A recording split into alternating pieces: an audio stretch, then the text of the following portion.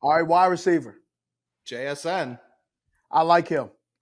The Okay. only bad part, he doesn't have a lot of speed, man. I have him. Some people say he's runs a 4.48.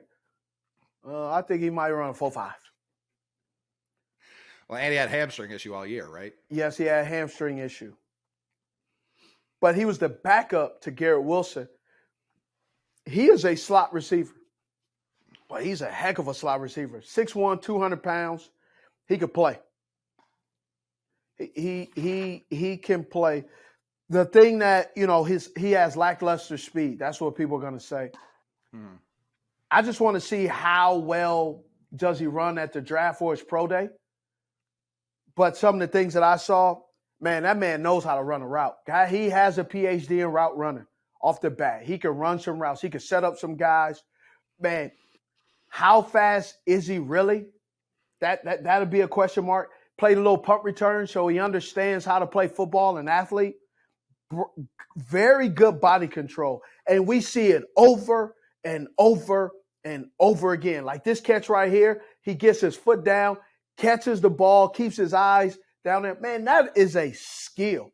Well, you talking about, we were talking about evaluating some people, and I'm talking about wide receivers, and I say, high point, catching the ball, concentration.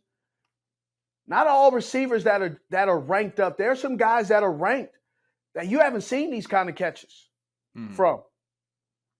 Like, can't even attempt it. Right. That body control and concentration, that's rare. Right? And you see catches like this from him time and time again, even as a freshman. As a freshman, he had some wow.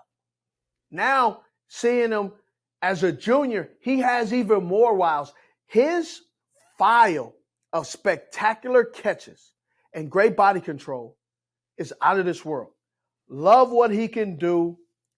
He's going to be a pretty darn good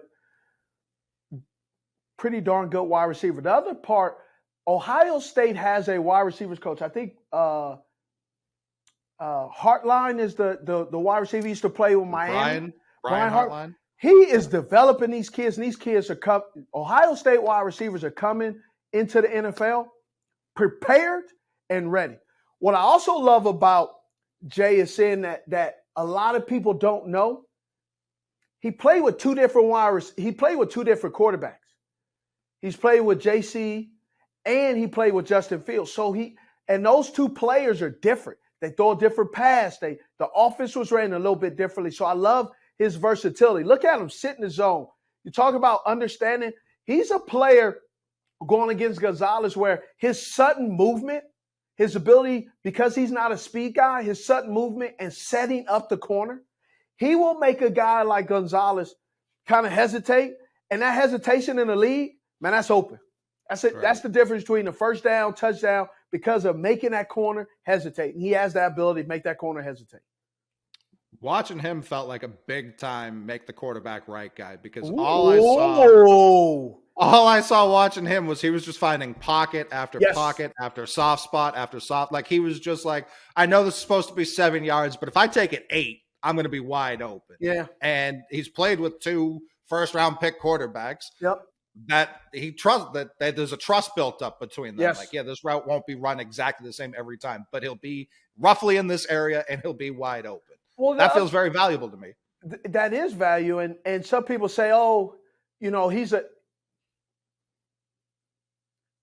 he's a system guy. I want a guy who's a system guy. That means he knows what he's doing.